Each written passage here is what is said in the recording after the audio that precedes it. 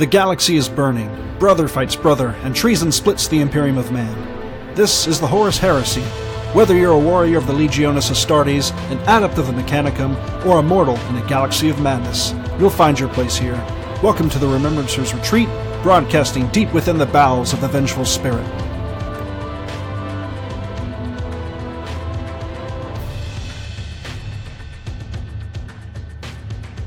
Hello and welcome to the Remembrancer's Retreat, a Warhammer 30k podcast. My name is Jesse. I'm here with Caro. Hi. Austin. What up? And David. Hey guys, what's going on? So yeah, let's dig into Daemons. Austin and David, I know you two have looked pretty intensely into these new rules that have come out. I'm still waiting for my book. All I've got are screenshots in front of me right now, which are pretty decent, but yeah, it's really not the same as having a book in front of you. It's not. No, it's never the same. So I have been looking into it pretty hard. I can't say I am an expert at this yet because I've had them for 4 days, 5 days to look at. But it is definitely an army like no other in the Heresy. And you can't even, I thought when we heard, you're going to be able to customize your demons and be various gods or not or whatever, I thought it was going to be something close to what the militia have. There's some generic demons and you pick your thing and all your demons benefit from that thing. Not really. So we'll just walk through. The first thing is there are absolutely zero models for this army. They specifically say in a designer note, it's called the Perils of Infinite Variety, and it's literally nobody knows what demons are at this point. Nobody knows what's going on. They don't know Khorne from Nurgle, from Furies, anything. And they very specifically state that these rules, they all have kind of a flavor, and if you've played 40k or know anything about demons in the fluff, you'll be able to say, oh yeah, this etheric dominion is the Khorne one, and this is the Tzeentch one, and for all you old hammer guys, there's a Malal one, which is really cool. But none of them are supposed to be that, right? This list, you can have bloodthirsters, you can have, as just your quintessential Khorne demon. You could have lizard men.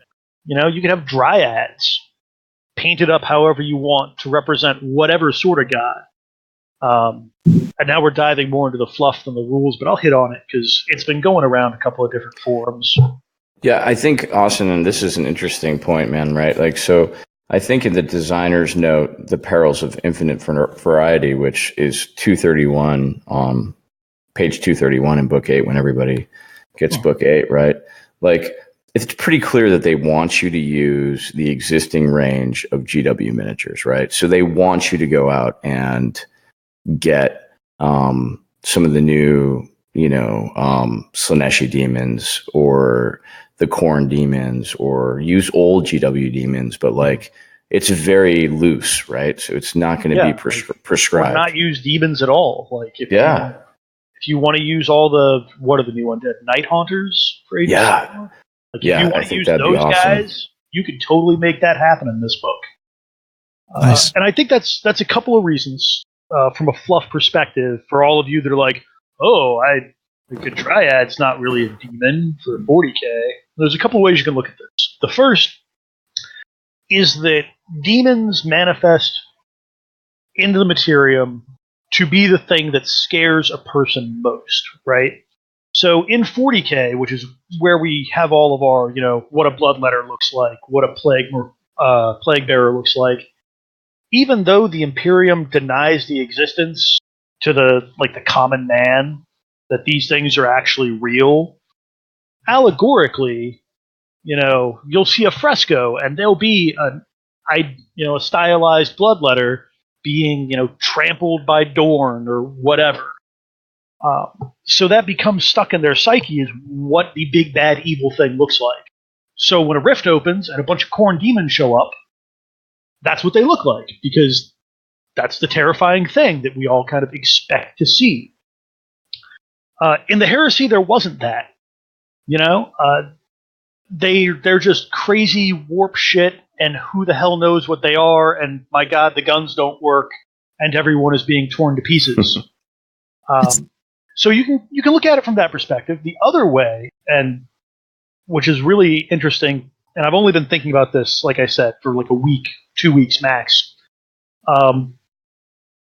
is that at this point, with the Ruin Storm and demons kind of coming into the material world for the first time in millennia, and all the big demon powers, Khorne and Tzeentch and Slaanesh and Nurgle all sort of working towards one end, this is also sort of the time where you could see lesser demon, like lesser manifestations getting called out, right?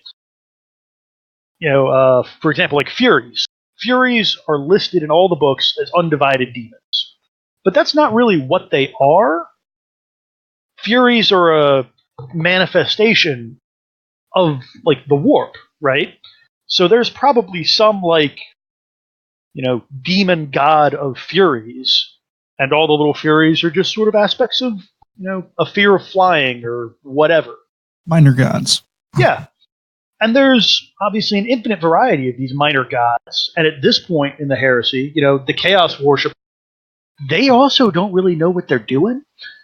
So, like, yeah. You might want to call on Khorne, the big bad god of infinite kick-ass, but you don't really know how to do it. So maybe you just get, instead of the god of war, the god of, things that are afraid of being attacked from the sky.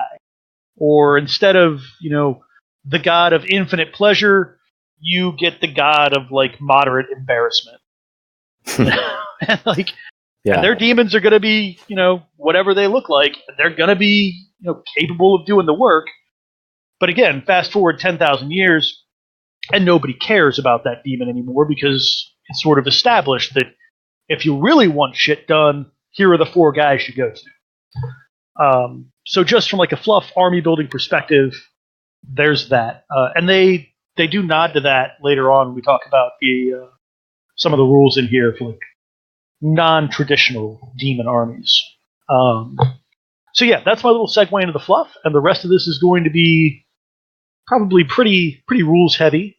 So for those of you that only care about fluff, I'm not sure what to tell you. But, I like fluff, so I'm gonna interject. Just listen to Heresy Grad School in a couple weeks, because we'll definitely do a deep dive on this. But yeah, by all means, I mean the fluff drives the rules, right? So the lore drives the rules. And speaking, so with all of this, make whatever you want, use whatever models you want. They only say, like, the only thing they give as a guide is base sizes. So if you want a Ruinstorm Greater Demon, it's on 130 mil base. Lesser demons, 32. Demon Beast Swarms on 40s. And it's really just whatever you want to stick on that base that in your mind is a demon. I mean, you could actually just take a blue horror and stick it on the right base and say, yep, that's the worst thing which can happen. Mm-hmm. Yep. There's nothing worse than a blue horror. Just all of my bases will be single Nurglings. Can't even be called modeling for advantage because they're really short. It's great.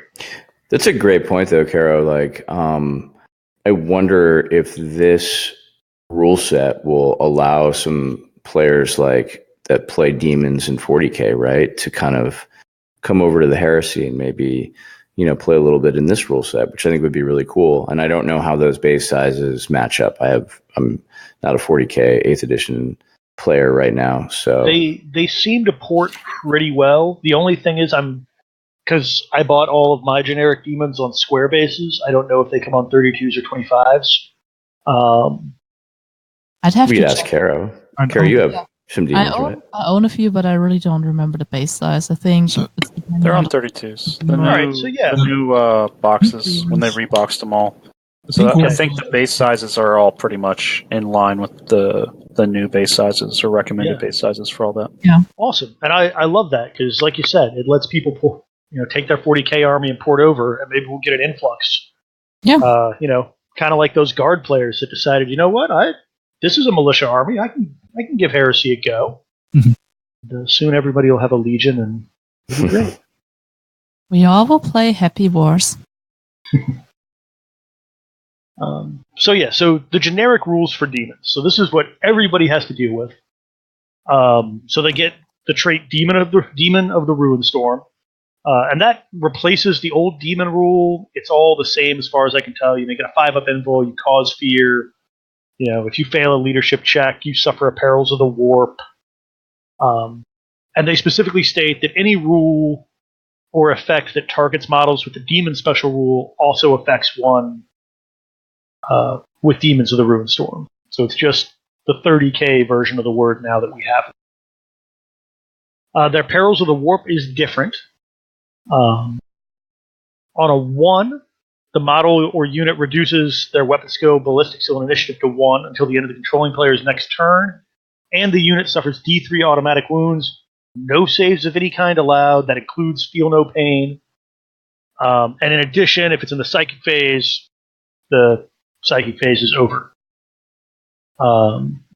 Then 2 to 5 is you take D3 automatic wounds with no saves like before. But interestingly, in the psychic phase, if it happens in the psychic phase, both players gain D3 plus 1 warp charges. Which I guess is, I don't know what that's meant to represent, but it's interesting. It's cool, kind of weird. And then on a 6, it's the classic, haha, you did the wrong thing. The unit gets plus 1 weapon skill, ballistic skill, and initiative. And if it happened in the psychic phase, just the demon player gets D3 extra warp charges. The really interesting thing, though, and this is the big one as far as I think how this army will work on the tabletop, is Parting of the Veil. So a demon army doesn't deploy on the tabletop, really. Because pretty much every unit in the army has this special rule. So if you have it, you start in reserve, and you can't deploy before turn 1, just regardless. And then you get a number of Warp Rift markers. So these are 5-inch templates, and they kind of suggest making it a half dome. It counts as impassable terrain and grants, like, what's the word I'm looking for? I think it's shrouded. It's like +2, right? Yeah, it's like shooting through an intervening model, right? Yeah, Yeah. You know what would be perfect for these, Austin? I was just thinking about this. Remember the Storm of Magic template that came? Yeah. I'm not 100% sure if they're 5 inches across, but if they are, yeah. I think I saw them. They're pretty close. Had them and said they are about 5 inches. Yeah. Awesome. I was also thinking the Skaven Gnaw holes that just came out. Yep, those are also... That's in a 3-pack for 50, and like Jesse said, exactly large base size. Nice. So you get 3 of these if demons are your primary detachment. If it's anything but your primary, you only get 1. So you deploy them after deployment, but before infiltrators go, or the roll to seize. They have to be at least 6 inches away from any table edge, and 12 inches away from any enemy unit, or any other Warp Rift marker, or any objectives. You can't put them in terrain. You can't put them inside a building or a fortification. And then once they're down, no enemy may be placed with 12 inches of templates for infiltrators or anything like that. This is really cool. Because if you build your army right, you're essentially ignoring your deployment zone. And doing whatever the hell you think is necessary for the type of build you've got, for the mission you're playing or want to play. Mm-hmm. It can also really screw you. Because some of these missions, hey, I, get 6 objectives. You deploy 6 objectives on a table. Yeah. They all have to be 12 inches apart from each other. And then the enemy is pretty much, in their deployment zone. You can't drop one of these. And then where does your Warp Rift go? So it'll be interesting because there's kind of an incentive as a demon player to put your objectives in the enemy's deployment zone, because you're not going to be able to go there anyway. and you have to like clear space on the rest of the table to drop your warp rifts down. So it's a fun little like game within a game almost.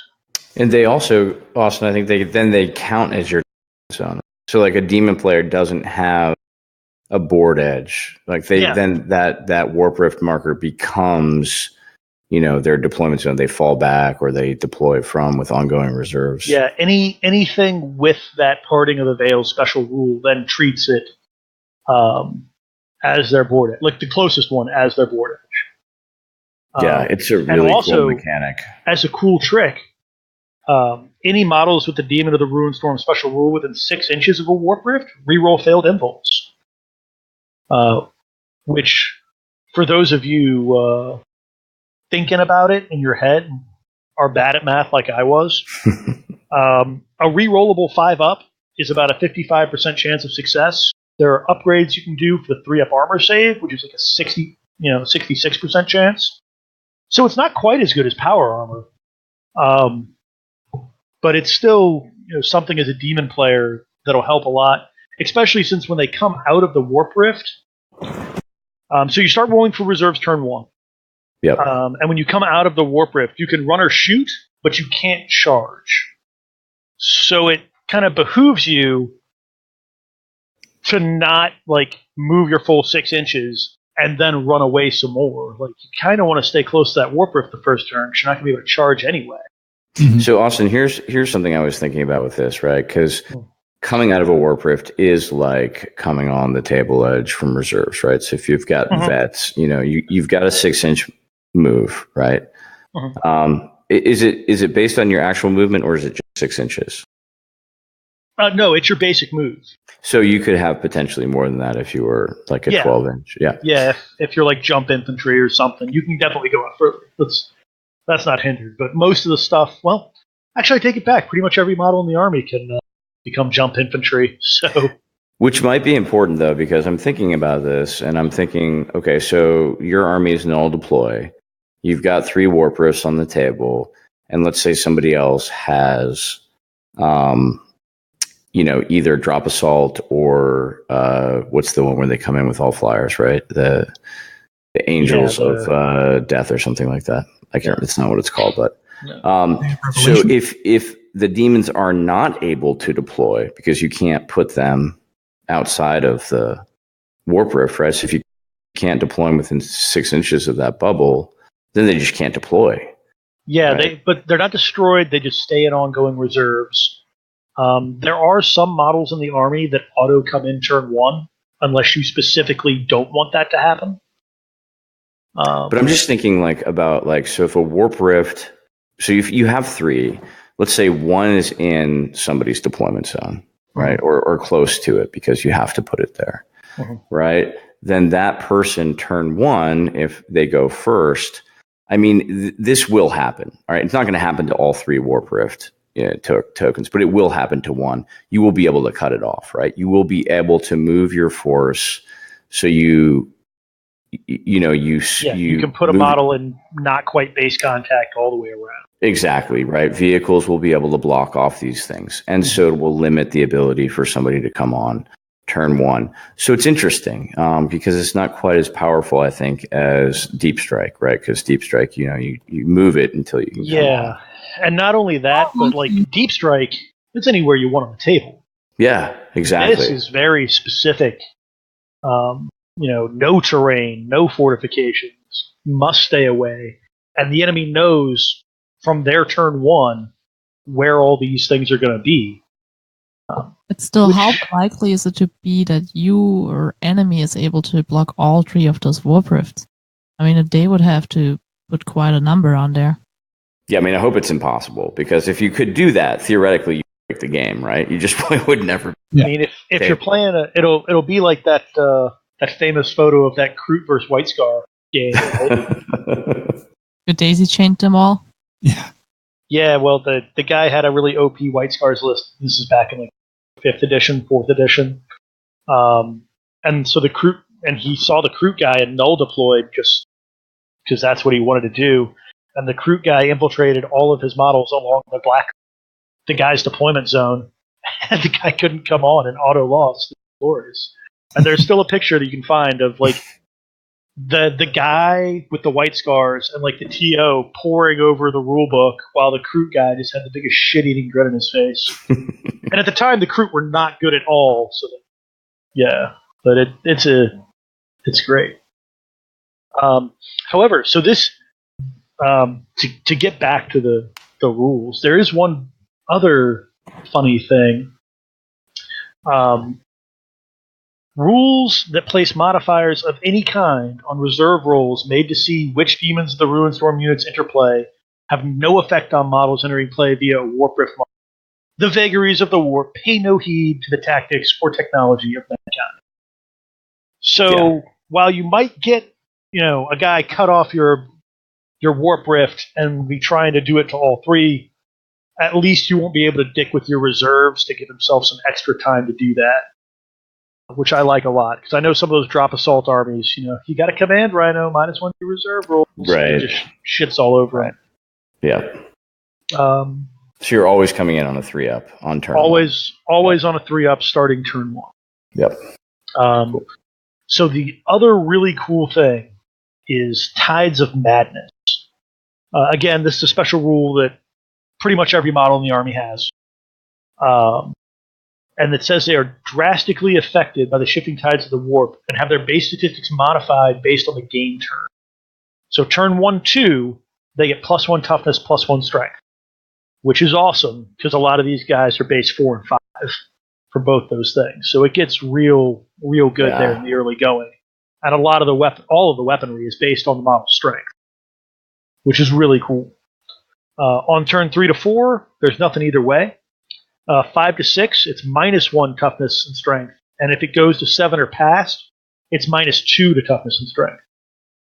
So I wouldn't call Demons an Alpha Strike army, but if you don't have the upper hand, going into turn 5, the enemy can turn things around real quick as your toughness, 5 and 6 Demons shooting strength 5 and 6 weapons suddenly are strength 3 and 4, and right, and you're probably locked in combat at that point, right? Because turn 5, right? You guys have probably come to grips.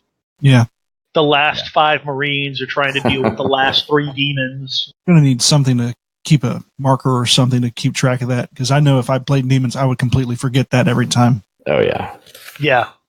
Or worst of worst, you'd remember the bonus because it happens on turn 1, and then you get into the game.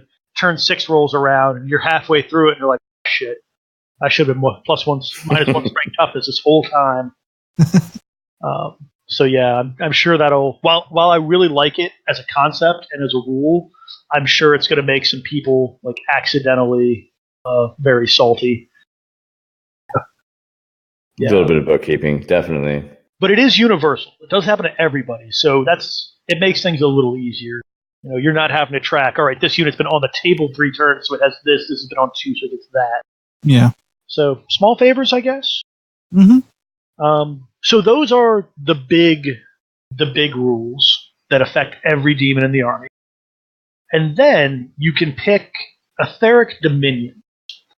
And I guess the closest I can come to describing what these are in a general sense is the providences for Imperial Militia. Mm-hmm. They tend to give 1 buff to your army, sometimes a debuff. You get a little bit of Warlord traitness. And what's really cool is you get a special mission.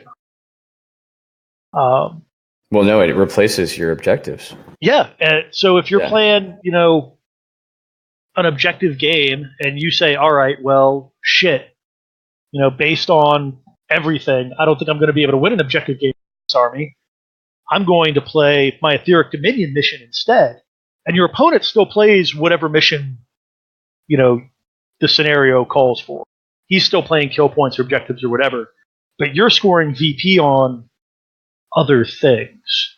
Which I think is super thematic, right? Because demons of the warp, right? These warp creatures, these warp entities, whatever they are not interested like in the mortal machinations of men, right? They don't care about holding ground or, strategic things that would be important to a ground war. They're just like, no, man, we're reaping the bloody toll, right? We're going in there and we're doing stuff for the gods back home, which is very cool. And I love that these etheric dominions let you play two different objectives games, right? So the regular player, right, the legionnaire player, or the mortal player, right, Solar Auxilia, Imperial Militia, whatever, right? You're still playing the normal mission, but the demon player is like, no, man, I'm playing my own mission. I got my own shit to do. And I really love that. Just like as a game mechanic, I love it when there's scenarios where people are trying to do different things. Absolutely, yeah. Because it's simpler to say, okay, we both have to take these objectives. Therefore, if I take the objectives, there's no way he can win. When things like this pop up, it's okay, I have to take these objectives, but also he's trying to just get victory points or kill psychers or do some weird thing. So, even if I get objectives, I might still lose. The question is, do you need to tell what your objective is? Or yeah, I think so. Yeah. Do you? Also, do you have to do it, or can you pick? You pick. You pick. I like that. So all right. So the first etheric dominion is Resplendent Terror, and I guess you wanted to put a name on it. This would be Chaos Undivided. So an army with this dominion may select any emanation of hate, including those usually restricted to any of the other etheric dominions. Emanations of hate are the unit upgrades, and we'll talk about those in a little bit. But they're the cool stuff that makes demons awesome. Warlord trait, same thing. Can use any other etheric dominion's warlord trait. And then, so this is the reading for all the special mission replacements. It's in addition, an army whose primary detachment has this dominion may choose to replace all of their primary objectives. Oh, interesting. In any mission with the following primary objective. Their opponent's objective remains the same, unchanged, as do any secondary objectives. All right, so that's cool. So you're still having to, do whatever the secondary is. But this one, the primary objective is End of Days. Each enemy unit destroyed, removed from play, or forced to flee the field of battle scores the Demon of the Ruin Storm player 1 victory. So essentially, with Resplendent Terror, you can say, F this, I'm playing kill points. Yeah, and that would be your typical Chaos Undivided demon incursion, right? You just want to kill shit. Yeah, right? Yeah, and this is another good one. If you have the minor demon of whatever's force, just kill stuff. All right, here we go. Yeah, or hell, even a Khorne army, right? Not too far afield. Yeah, I think it works.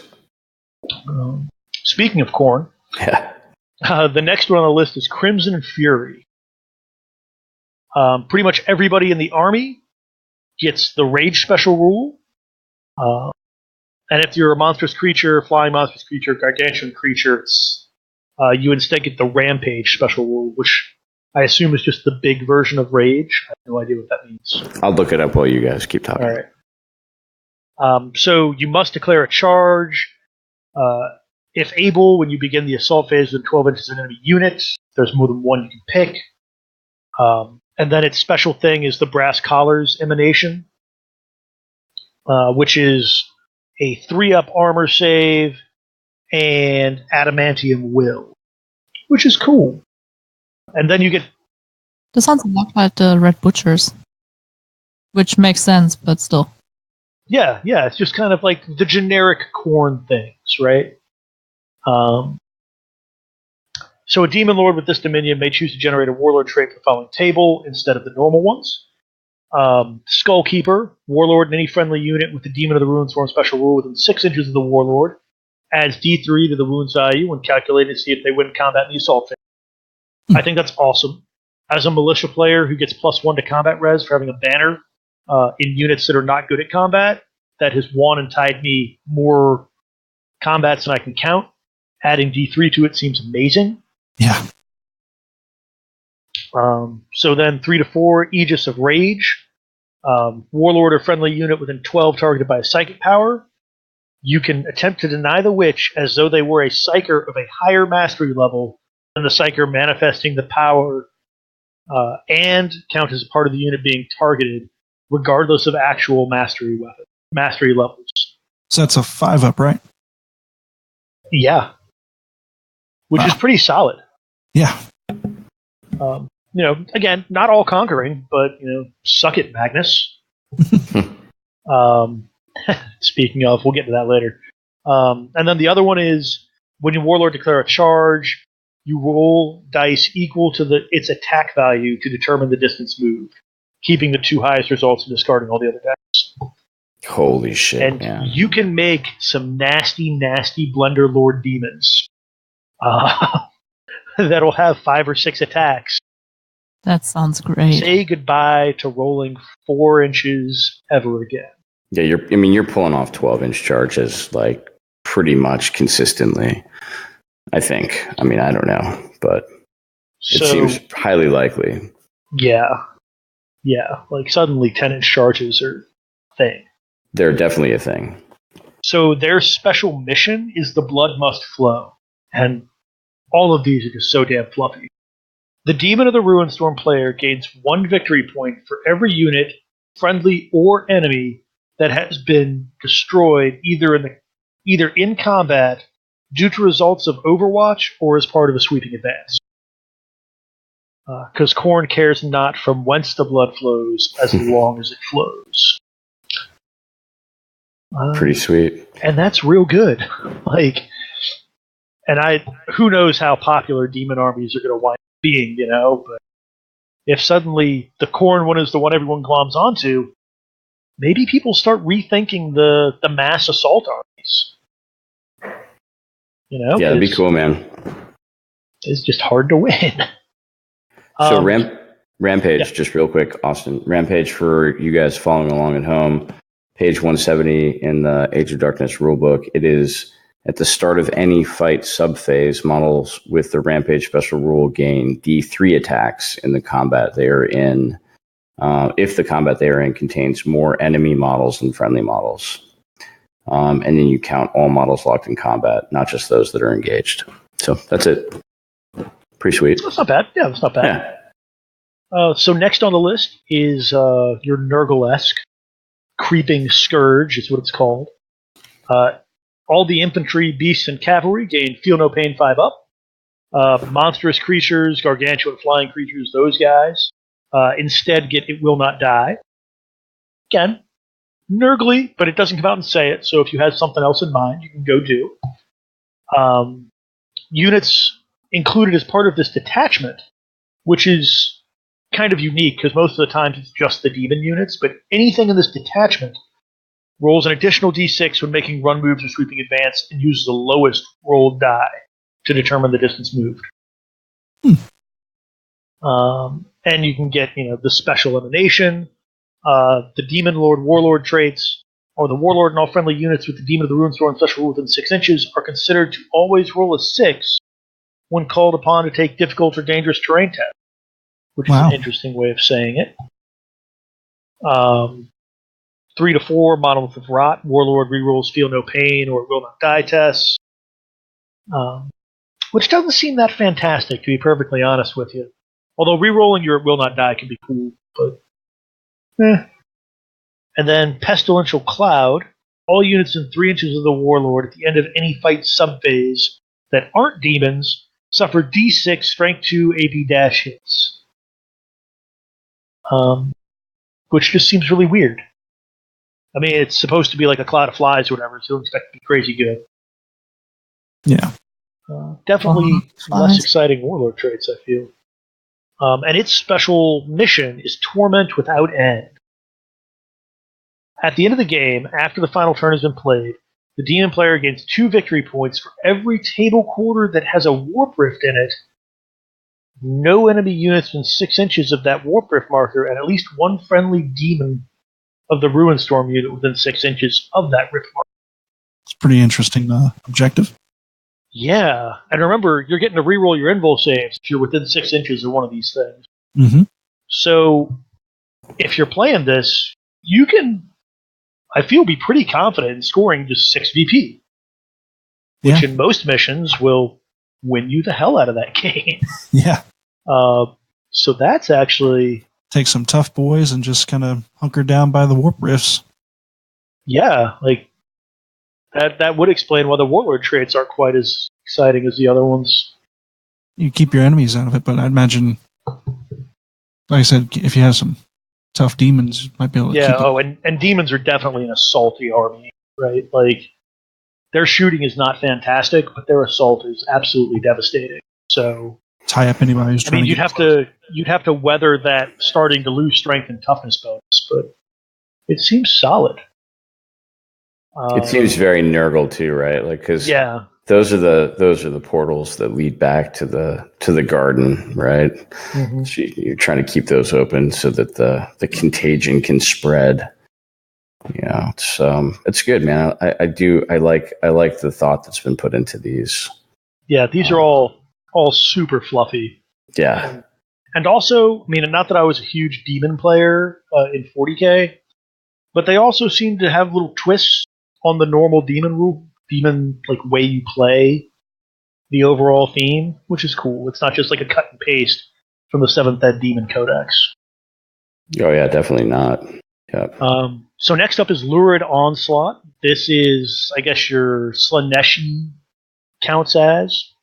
All models in the detachment gain hit and run, which is cool. Nice. No unit included as a part of this army may benefit from a cover save, except one provided by Jake.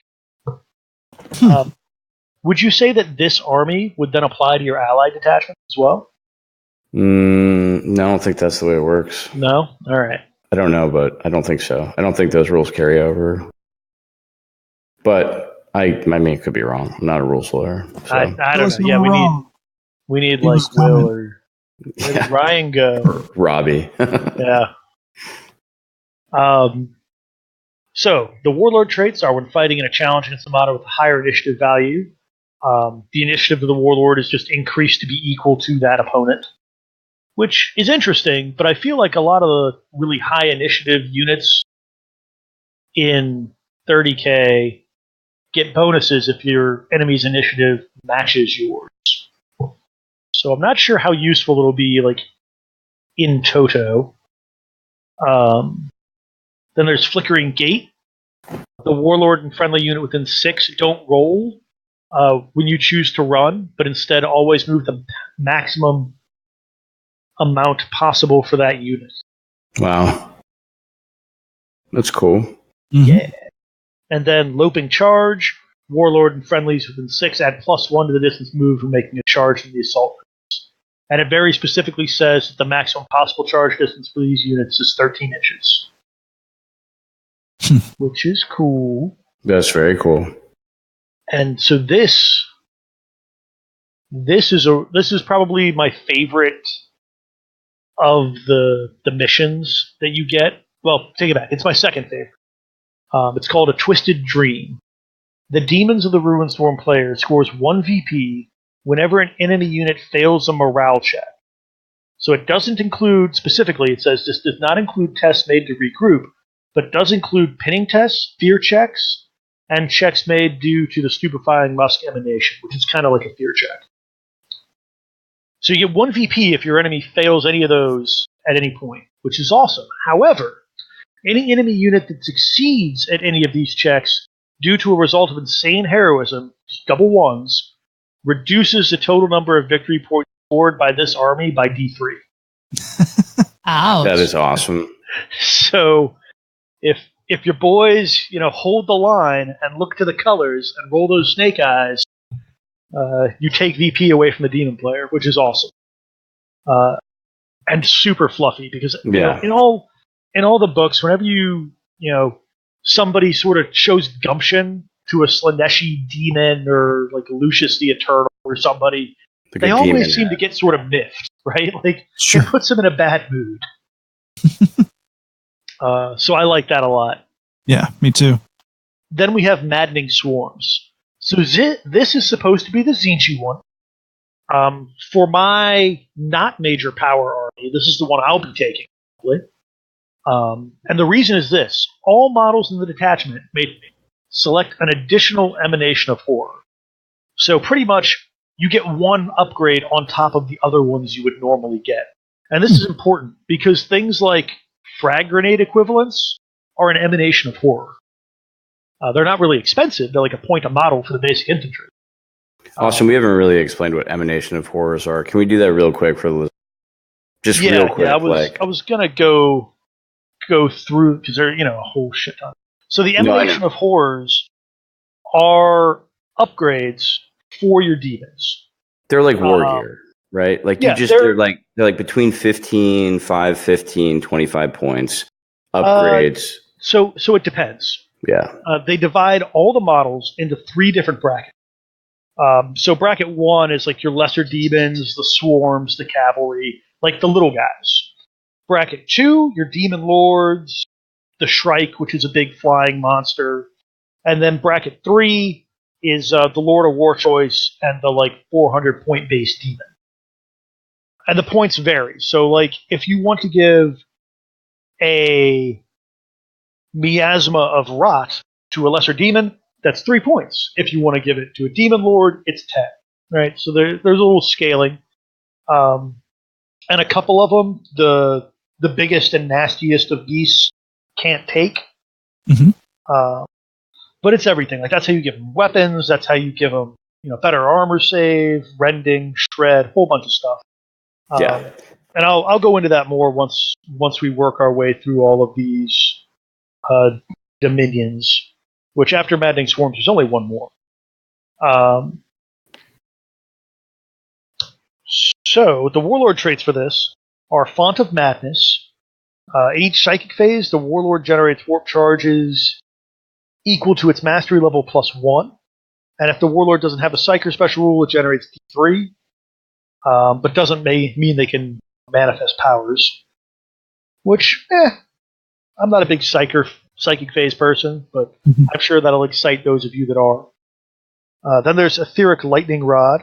For each unit with the Psyker special rule within 6 inches of the Warlord during the assault phase, it gains an extra attack. Which could be real fun if you suddenly find yourself swarmed by 1,000 Suns. Get a whole bunch of extra attacks, that's cool. And then Oracle of Chaos. When making any roll to determine when friendly reserves arrive in play, or for which table edge friendly outflanking units arrive on, the die can be re-rolled as long as the Warlord is alive and on the table. Which seems real good. Your whole army's in reserve, comes in on 3s, and when the boss is in town, everybody's showing up. Which is good. There's no limit on first turn how many units you can bring in, right? Nope. So let's say you got your boss in turn 1. Mm-hmm. He's the first unit you bring in. Mm-hmm. Then every unit after that, you're coming in on a 2-up, right? Well, and it gets better than that because some of the fancy so lords. Yeah. No, it's not that word. It's called. There's a special rule. It's called Vanguard of Hell, and on the first turn of the game, and this is pretty much just the Ruin Storm Demon Lord, and the brutes, I think, that are kind of his guardian minions. Yeah. And what Vanguard of Hell is on the first turn of the game, if the unit is composed of everybody with that special rule, then no roll is made to see if it enters play. Instead, the controlling player might choose whether it comes into play without rolling. Oh, wow. So you can auto bring him on turn 1. If you decide to hold off for whatever reason, you then have to roll in subsequent turns. You can't just pick the turn he comes on. Okay. But just being able to guarantee that the guy that's giving you the reroll shows up, I think is important all on its own. Yeah, that's pretty cool, man. Yeah. And their mission is for each enemy unit destroyed or removed from play or forced to flee the table by a psychic power or by wounds caused by a psychic power, you get 1 VP. And if you spent 4 or more warp charges on whatever power did that, you get 2 VP. Which, you really got to lean into the psychic powers, I feel, to really score a ton of points. But it's interesting, right? It's just another fun thing you can do. And then you're playing with fire, right? Because the perils of the warp table for the Demons of the Ruin Storm is not the normal perils table. Yeah, 2/3 of the time you're taking D3 wounds with no saves at all. Yeah. Which can get rough. But I love it. I think it's very Zeech. It's very cool. Your just psychic powers are out of control all over the place. It's going to be really fun. Yeah, and then the last one, Mirror of Hatred. And now, sit beside me, young listener who knows not of the days of Rogue Trader, and hear ye the tale of Malal. Back in the day, there were more than 4 of the great powers of chaos. There was the chaos god Malal, who was the god of madness and insanity. His colors were black and white. If you've ever seen the Brotherhood of Malice, Chaos Space Marines, it's kind of a homage. But his whole shtick was he was a chaos god that hated chaos. And his champions, they weren't out to destroy the Imperium or sack the Empire in fantasy. Their whole shtick was to find other chaos champions of other gods, kill them. Which is awesome. Because, I mean, they're still awesome. Chaos. They'll still, fight a Space Marine chapter if they're around, but that's not what they're really wanting to do. So, all models in this detachment gain hatred, demons of the Ruin Storm, and Psyker. Which, obviously, not super useful in all aspects, but I love that they've worked this old fluff kind of back into the game. An army using this etheric dominion for its primary detachment may not include an allied detachment because they hate all the traitors. And then the Demon Lord Warlord traits. The All is One. When this Warlord is involved in a challenge against a model with any Psyker, Demon, or Demon of the Ruin Storm special rules, the controlling player may choose to use the weapon skill and or initiative characteristics of the opposing model for the duration of the fight. Oh, wow. This does not alter the characteristics of the opposing model. Yeah, that's kind of cool. That Lorgar over there? Or, well, not Lorgar, because he's a fucking chump. But, Magnus? Hi. I'm a lowly, demon herald that's the warlord. I'm going to be as good as you now. Yeah, that's so cool, man. I love it. And Mirror of Hatred, right? Yeah. Yeah. Then there's Avatar of Hatred.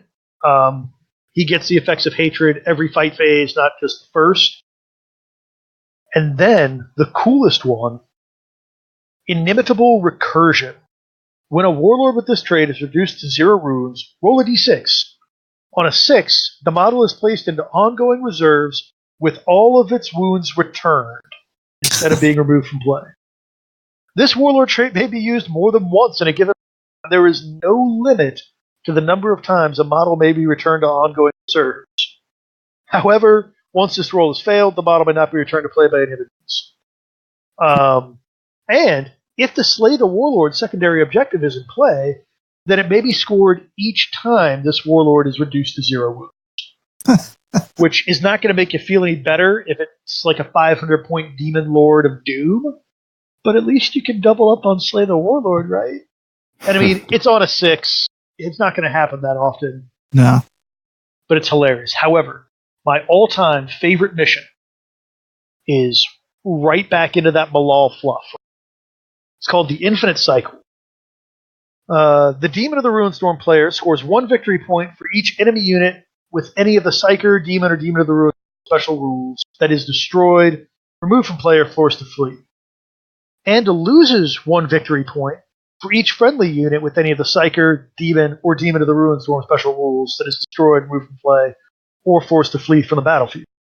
If, at the end of the game, the Demons of the Ruin Storm player has scored exactly 0 victory points, then they are considered to have won, regardless of the number of victory points scored by their opponent.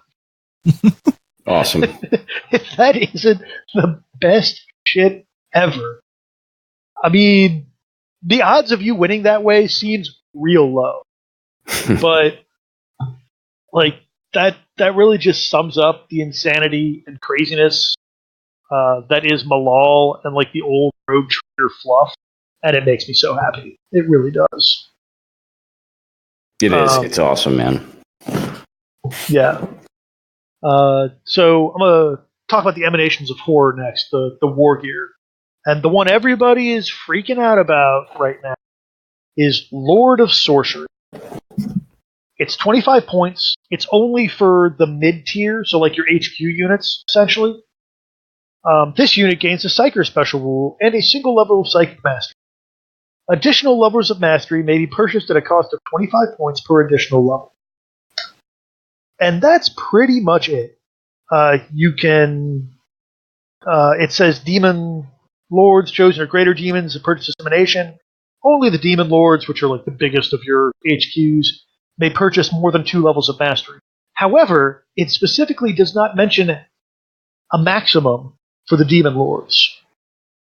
So if you wanted to be crazy, you could give them 30 levels, 1,000 levels, whatever.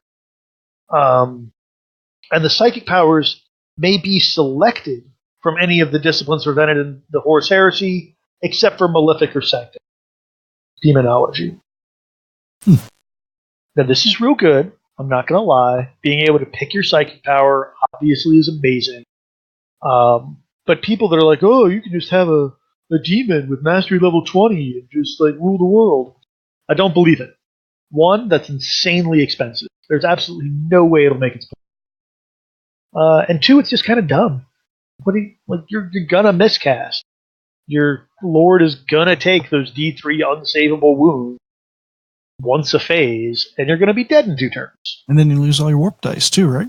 And you'll lose a bunch of warp dice. Like it's not a good ask. So I think you'll see, obviously level 4 demon, level 5 even. If somebody's fighting Magnus is what, a 5 or a 6? 5, I think. Yeah. If I was fighting Magnus, I might take a level 6 just to Magnus. Mm-hmm. But I don't think you're gonna there's diminishing returns on this real hard, I think. Sure. Then you've got Demonic Wings. Infantry go to Jump Pack Infantry or Jump Pack Monstrous Creature, depending on who you give it to. That's always fun, although remember, the demons can't deep strike. They gotta come out of that rift, which makes the Jump Pack Infantry a little less fun, but still awesome. You can give them Rending on all your close combat attacks. You can give them Shred on all your close combat attacks.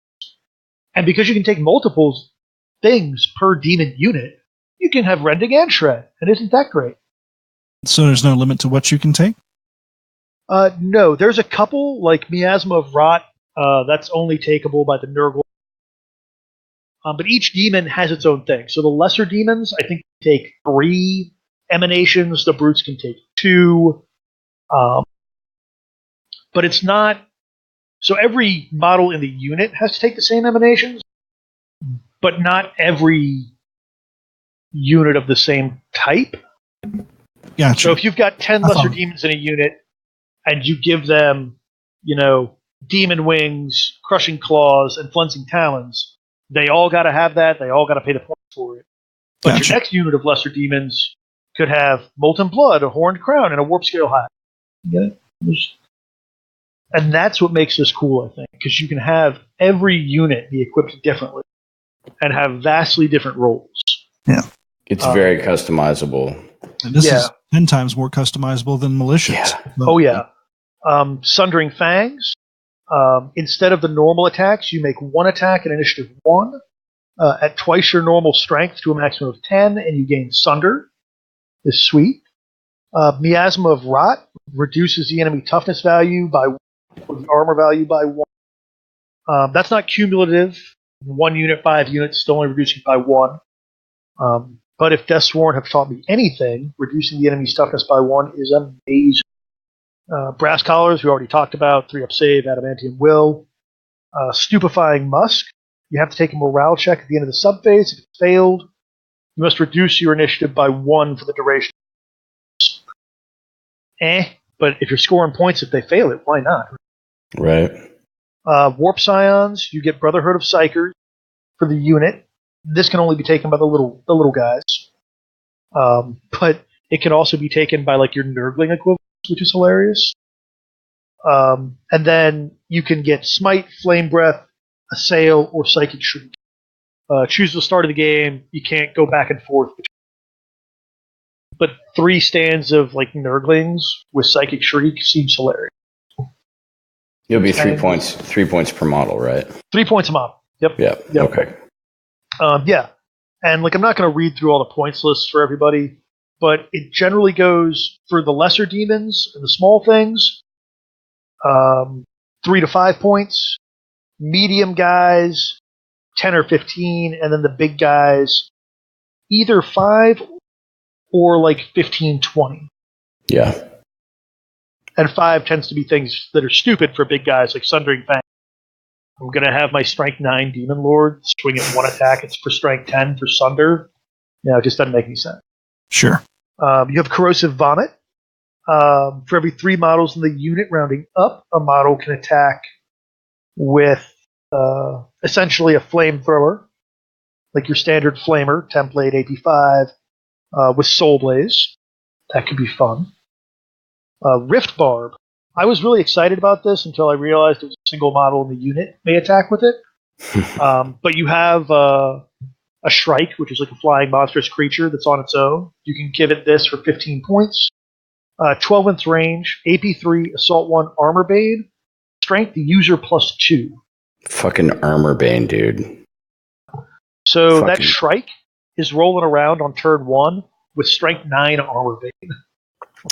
That's intense. Yeah. Yeah. That's nuts. But, I mean, turn 7, it's Strength 7 Armor Bane. Still not bad. Don't get me wrong. No. Molten Blood, whenever your unit suffers an unsaved wound, any enemy units locked in combat suffer a single strength, whatever strength the user, so like whatever your strength of your model is, AP hit. Always fun to hurt people when they hurt you back. Horned Crown, you get Hammer of Wrath, or if you already had Hammer of Wrath, it goes to D3. Cool. Warp Scale Hide. This gives you the 3-up armor save for everybody who's following that, Crimson Fury domination, so anybody that's not like Corn Light. Quicksilver Speed. Fleet move through cover. Awesome, as always. Flaming Ichor. For every 5 models, or fraction thereof, 1 model may attack with a 12-inch range, Strength user, AP5, Assault 1, Small Blast, that has Soul Blaze and Crawling Fire. Ooh, Crawling Fire. Yeah, that really terrifies me as a militia player who normally only has models with 5-up saves. Not sure how great it would be against Marines, but a blast with Crawling Fire that's probably going to be Strength 5 or 6 is not bad. Does Phosphex still have Crawling Fire? Yeah, as far as I know. Yeah. But they just redid the way the quad mortars work, right? So Crawling Fire is still a rule. Mm-hmm. Okay, cool. All right. So then Spine Volley. This is one of the 2 like squad-wide ranged weapons you can get. 12-inch range. The strength is user -1. AP5 Assault 2. So probably turn strength, 4 base, goes up and down as the game goes. It's like a bolter equivalent. Not terrible, but again, 12-inch range. Mm-hmm. And then there's the Bone Shard Harpoons. And I really like these. 12-inch range, strength is user, AP4, Assault 1, but pinning. And again, if you're running the Slaneshi Lurid, whatever it's called, Lurid Onslaught, and you're scoring a VP for every failed enemy pin check, right? You give everybody Bone Shard Harpoons. Score a VP or 2 a turn just for showing up. Solid. Then there's Ephemeral Terror. Models with this emanation, it's frag grenades. It's frag grenades. Frag grenades. But this is important. Like, this is why I like the Maddening Swarms one, because I essentially would get that as like my extra emanation of horror. So I'm not wasting something that could get me like rend or a pinning weapon on frag grenades. And then the last one, 1 point also. Yeah, it's 1 point for the little guys. And then there's Shroud of Darkness. Defensive grenades. Right. Yep. Yeah. Cool. But that's kind of expensive for defensive grenades. Does seem like 5 it. points up. So 5 points. Maybe good for your like mid-level guys, but seems expensive to get a whole 20-man squad of demons. Defensive grenades. Yeah. I mean, you have to cut corners somewhere. Right? So I don't know. I feel like I've talked about this for a long time, Jeff. You want me to roll into units, or you want to hold off on that? Absolutely not. We're going to milk this for all we can for another episode. Hooray! Yeah, it'll be good. It'll give people a chance to maybe get their, Yeah. Yeah. I know my book's coming next week. Hopefully, fingers crossed. People can follow along at home. This is the first taste. But there's so many good. And they can tell us about all the things we were wrong about. That's right. I was wrong about nothing. I'm a podcaster and am therefore always right. Awesome. how that works. You're the first. That's what it says on my business card. Drunk with power, Austin. Awesome. I'm certainly drunk. I've had 2 glasses of port. Ah, man. I didn't drink anything. Oh, well. That's fine. So if I did get anything wrong, dear listener, you can blame it on Dave's excellent bottle of port. Blame it on the port. It is good shit, man. If you guys have a Trader Joe's nearby, I know we're not in yet, but like, No, I'm plugging right now. Fucking Trader Joe's port. Yeah, it's great. It's like $6. Yeah, Trader Joe's, give us money. amazing. Yeah. Please. Yeah. But yeah, anything? Let's wrap this episode up. Does anyone else have anything they want to talk about? Or Book 8 is amazing. I can't wait to talk about it when you guys get it, and like we'll definitely be talking about it on Heresy Grad School. The deep lore is it's really good. So nice. yeah, if anybody had any fears or anxiety about Book 8, it is the last book after the passing of Alan Bly, man. But fears should be allayed because it's really good. Doesn't feel quite as rushed as Inferno. No, actually, doesn't feel rushed at all. It's interesting in a lot of different ways. Look at or talk about it too much, but the art feels a little bit different. There's sort of some new direction in the art. But yeah, it's very cool. And we're also dealing with demons. They're a little bit more colorful than the normal Marines, I'd say. Oh yeah, there's like so much more colorful than the normal Marines. Yeah, and they fully express like do anything, do whatever you want. They do specify GW model, which I think is funny, because when they talk about militia and Oghren can really be anything from Oghren to robots to big cats, and take whatever infantry models you like. Yeah, they didn't add that caveat, and I think they might have seen everybody's rocking, Anvil Industries or Aunt Vicky's stuff, everything under the sun, and we're like, maybe we should mention we have other stuff that can be used as demons for GW models. Well, I don't know if you guys saw any of the previews that came out at Adepticon. Well, I think they're out now, right? Like on the community page. But the Slaaneshi models are phenomenal, right? They're just they're gorgeous, dude. Is unsettling in the best possible way. Yeah, yeah. So I think GW has a range of demon models that they want you to get, whereas like they don't really. I mean, Imperial Guard, yeah, okay, maybe. Yeah. Go dust off your old Praetorians, boys. But so they make allowances. But for these demons, I would expect them to hold the line maybe a little bit more because they have beautiful range. Yeah, there's so much like the Kadai destroyers from Forge World, the Femir from Forge World. Oh yeah, the weird, magma monsters that the Troll Slayers have now. There's an endless possibility, especially the Age of Sigmar. Absolutely. I think it might also be a subtle ploy for those of us that are still feeling the pain of fantasy with round bases to maybe take a look at those models again in a new light, because they are very pretty. And that giant beetle could very easily be a large demon of something. Right?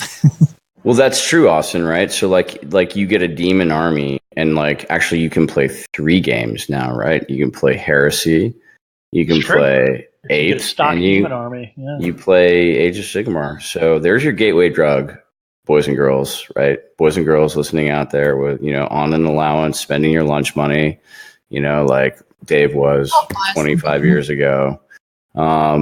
Yeah, do it, man. Buy you a demon army and play all the games. And I love how the fact that it plays so differently.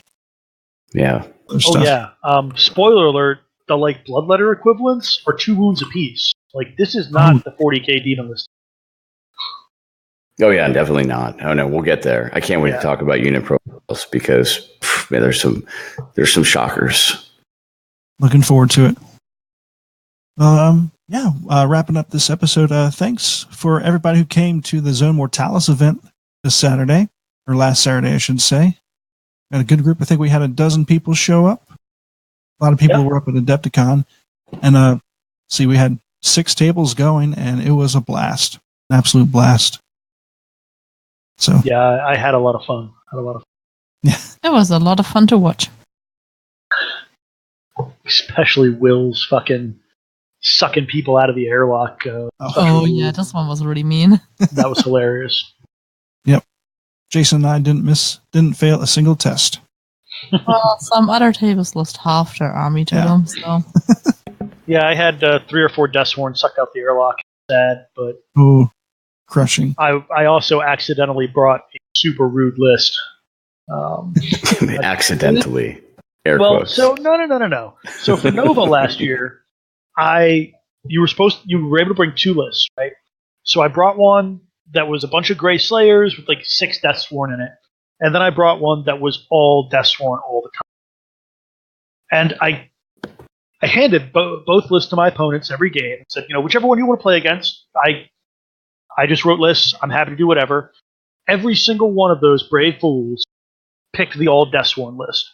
And I won 1, lost 1. I won 1, lost 2. So I was like, maybe Deathsworn aren't that bad in Zone Mortalis. But just to be safe, I'll tone it down a little by taking the named character and throwing some Grey Slayers in there. That should tone it down nicely for, a gentleman's Zone Mortalis game. That apparently made that army unbeatable. It was super rude. The scene where the Grey Slayers and the Deathsworn are just wiping off their axes in the hallways. Oh my god, my Grey Slayer's got to turn 1 charge twice. Because they could run in charge. So I was like, I'm just going to run forward and bash things and, roll dice and have a good old time. And I played Ryan the first game, and I was like, I'm going to do it. I'm going to run. And it'll probably leave me in front of a door with 40 bolters pointed at him, but screw it. I'm going to run. It'll be fun. Oh, I got a 6? Sweet. I can see that guy now. Oh, I made that 10-inch charge? And then killed 9 of them for 1 casualty and ran the rest down? Oh, Lord. Oh, Lord, maybe I was ruder than I thought. Oops. Were you guys playing with any of the special rules like Blood in the Void, or locked, where the doors can be controlled, locked, or open, right? Yeah, we were playing with the door rules for that one, but we weren't doing any of the, strength 4 or better is Rended. Were you playing with any of the Blood in the Void rules or anything like that? We didn't play any of the campaign rules. We just had their own very specific homebrewed missions, more or less. That's cool. Yeah. It was a lot of fun. Everything went smoothly, and it was a blast. I failed in my first game. I failed 2 charges, rolling snake eyes on both, and that was so crushing. Man. It was like a 5-inch charge and a 6-inch charge, and I made neither. Double ones. Well, hopefully you won't get them in your next game. At least you got them out of the dice. Yeah. But no, it was an absolute blast. I faced up against Death Guard with those heavy flamers with the rending. Yeah. The strength 6. It was so the munitions. Yeah. That was my game too, and it was brutal and terrifying. So he had a squad of heavy flamers behind a Contemptor Dreadnought, And I had a 5-man Melta squadron. I was like, okay, if I can blow this Contemptor out, I can mow down the other heavy flamers before they get a chance. Well, 5 Melta guys managed to hit twice and 1 glance, and he saved that. I was like, uh-oh. I actually had the exact opposite problem in my game against him. I charged in with Deathsworn, and behind that were missile launchers and flamers.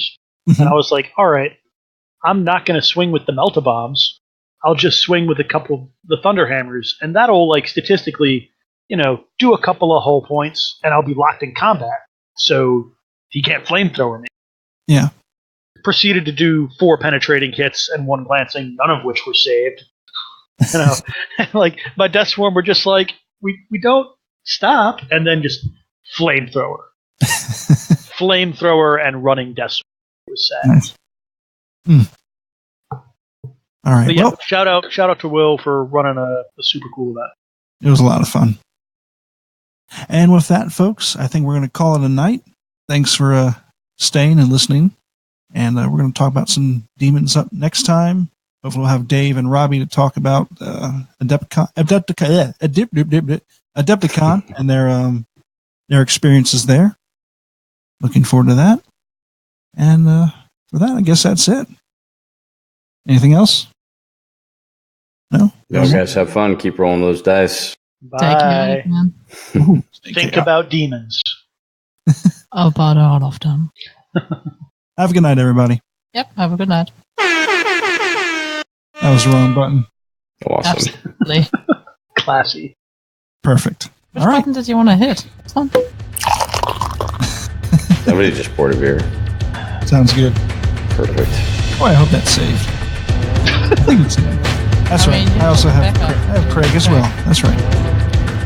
About to say it better save.